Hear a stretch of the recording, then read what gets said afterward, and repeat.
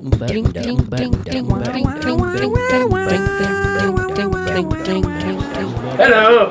Edward here. You probably recognize this furry fellow right here. This is the Weeblefester. This is the third version of the Weeblefester, although there were 4 movies. This is the third creation of the Weeblefester. He is very popular, this one is, and I'm going to be using him for one of our projects at Yavapai College. But the reason I'm making this tiny little short video is I have made it my personal mission not to make a 5th Weeblefester film. I think I've taken the series as far as I can go, which isn't very far when you consider it's basically just a kid-eating monster.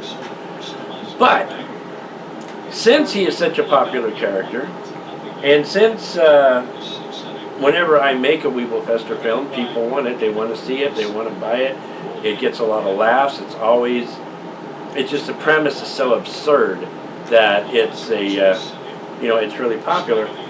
I've decided on a couple of things. First of all, Kid Stuff Films' mascot was Tag, the Red Dragon.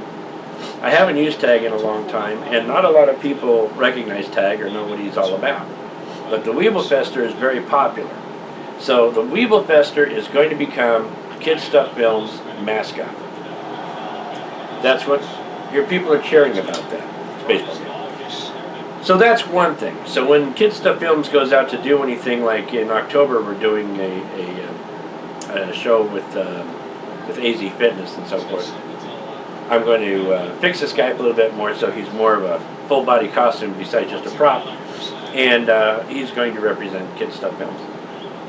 Secondly, I've decided I want to put him in other projects, but not as the Weeblefester. I think it would be really funny and absurd for specific films if he did not play a monster. He is a monster, but he doesn't play a monster. Have him play a school teacher, or have him play a mailman, or just have him in the background, just kind of in shot and out of shot at the same time, just to kind of tie him into Kid Stuff Films. Now, obviously, it wouldn't be for films like, the Night series that we're working on right now. But for the funny and goofier films, I think it would be kind of cool to have him in there. And then finally, we're releasing a project this year called 3 Pairs of Shorts, which is 6 short films. It's a project that I've been not aware that I've been working on for almost 3 years now, because the short films that we made with Yavapai College for Kids are going to be in it. Another film that I did with my Aussie cast are going to be in it. And then I'm working on 2 others, which we will be putting together for this thing. He's in a couple of those films, playing the Weeblefester. But I think I'm going to make him the narrator as well. I think that would be kind of cool. Also, I'm going to spiff him up a little bit, fix his eyebrows and his nose so they're a little more pronounced. His eyebrows so you can kind of see him a little better. He's got a good expression, but when on film, they tend to kind of blend in because he's all fur. So that's what's going on with the Weeblefester. So I guess, no matter how hard I try, you have not seen the end of the Weeblefester. It's kind of like when I decided to stop using him altogether.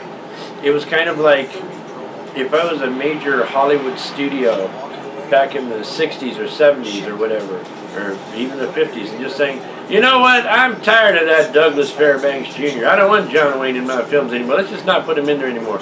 It would be kind of like throwing money away. And that's what I'd be doing if I got rid of the Weeblefester altogether. So I guess I'm going to keep him. But don't expect a Weeblefester movie. Okay? So that's what's going on as far as the Weeb is concerned. Now, the new projects coming out, the rest of the Night series and what have you, will not have Weeblefesters. It'll have plenty of adventure, excitement, and peril, but no furry monster with a big square head. Okay?